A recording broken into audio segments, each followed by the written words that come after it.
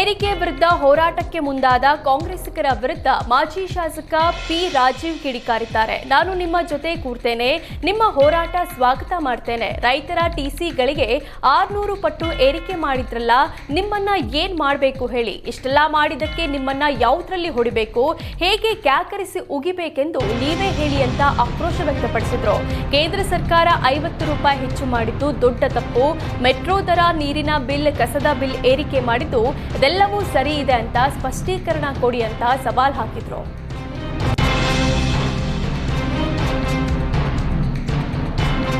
ವಿಜಯಪುರದಲ್ಲಿ ಇತ್ತೀಚೆಗೆ ಓಡಾಡ್ತಿರುವ ವಿಡಿಯೋ ಆಡಿಯೋಗಳು ಬೆಚ್ಚಿ ಬೀಳಿಸಿವೆ. ನಿನ್ನೆ ಬಿಜೆಪಿ ಉಚ್ಚಾಟಿತ ಶಾಸಕ ಬಸನಗೌಡ ಯತ್ನಾಳ್ ಕೊಲೆಗೆ ಸಂಚು ರೂಪಿಸಿದ ಆಡಿಯೋ ವೈರಲ್ ಆಗಿತ್ತು.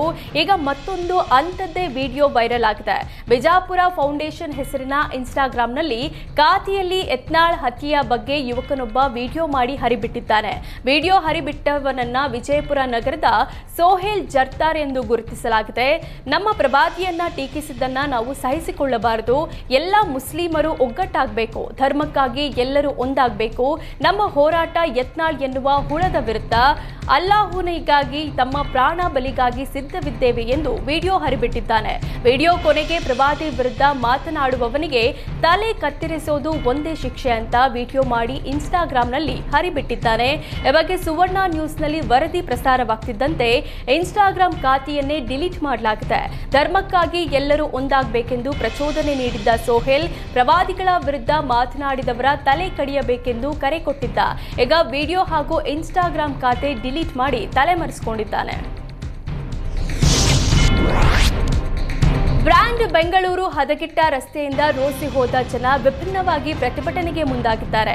ಮಹದೇವಪುರದ ವಿಧಾನಸಭಾ ಕ್ಷೇತ್ರದ ಬೆಳಗೆರೆ ಬಳಿ ರಸ್ತೆಯಲ್ಲೇ ಹಾಡುವ ಮೂಲಕ ವಿಭಿನ್ನ ರೀತಿಯಲ್ಲಿ ಪ್ರತಿಭಟನೆ ನಡೆಸಿದರು. ಗುಂಡಿಯ ವಿಷಯ ಬ್ಯಾಡವೋ ಶಿಷ್ಯ, ಟ್ಯಾಕ್ಸ್ ಸೂಪರ್ ಆದ್ರೆ ಗುಂಡಿ ಡೇಂಜರ್ ಅಂತ ಹಾಡುತ್ತಾ ಸರ್ಕಾರದ ವಿರುದ್ಧ ಆಕ್ರೋಶ ವ್ಯಕ್ತಪಡಿಸಿದ್ದಾರೆ. ಹೈಯೆಸ್ಟ್ ಟ್ಯಾಕ್ಸ್ ಪೇಯರ್ ಎಂದು ಟಿ ಶರ್ಟ್ ಮೇಲೆ ಬ್ರ್ಯಾಂಡ್ ಬೆಂಗಳೂರಿನ ಸಮಸ್ಯೆಗಳ ಚಿತ್ರ ಹಾಕಿಕೊಂಡು ಪ್ರತಿಭಟನೆ ನಡೆಸಿದ್ರು. ಗುಂಡಿ ಸುತ್ತ ರಂಗೋಲಿ ಬಿಡಿಸಿ ವಿಭಿನ್ನವಾಗಿ ಪ್ರತಿಭಟನೆ ನಡೆಸಿ ಸರ್ಕಾರದ ವಿರುದ್ಧ ಆಕ್ರೋಶ ವ್ಯಕ್ತಪಡಿಸಿದ್ದಾರೆ.